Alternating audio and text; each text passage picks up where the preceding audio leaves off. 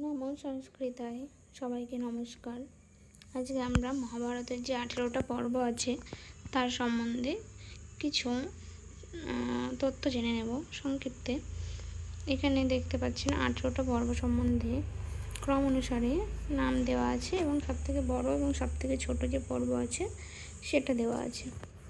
প্রথমে হচ্ছে আপনার আদি পর্ব, তারপর হচ্ছে সভা পর্ব, বন পর্ব, বিরাট পর্ব, উদ্যোগ পর্ব, ভীষ্ম পর্ব, দ্রোণ পর্ব, কর্ণ পর্ব, শল্য পর্ব, সপ্তিক পর্ব, স্ত্রী পর্ব, শান্তি পর্ব, অনুশাসন পর্ব, অশ্বমেধ পর্ব, আশ্রম পর্ব, মৈশল পর্ব, মহাপ্রস্থান পর্ব এবং লাস্টে হচ্ছে স্বর্গারোহণ পর্ব।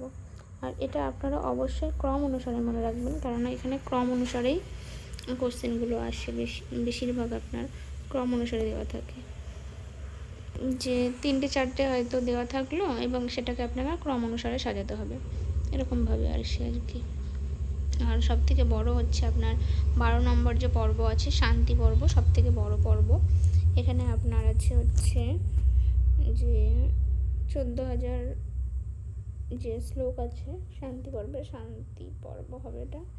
আর সবথেকে ছোট হচ্ছে আপনার মহাপ্রস্থানিক পর্ব, এখানে আপনার 115টি শ্লোক আছে।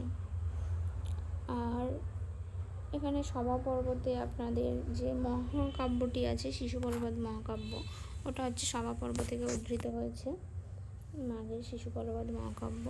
এইগুলো এই যেখানে কোন পর্ব থেকে কি কি উপাখ্যান আছে, কি কোন আপনার কোন পর্ব থেকে কি কি কাব্য উদ্ধৃত হয়েছে সেইগুলো আপনারা অবশ্যই খেয়াল রাখবেন, কারণ এইগুলো থেকে অনেক কোশ্চেন আসে।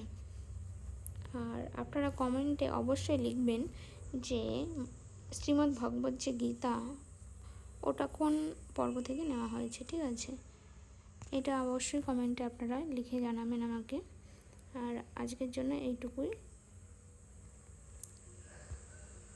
অন্য ভিডিওতে বিস্তারে আমরা জানবো এই মহাভারতের বিভিন্ন তথ্য সম্পর্কে। ঠিক আছে, নমস্কার।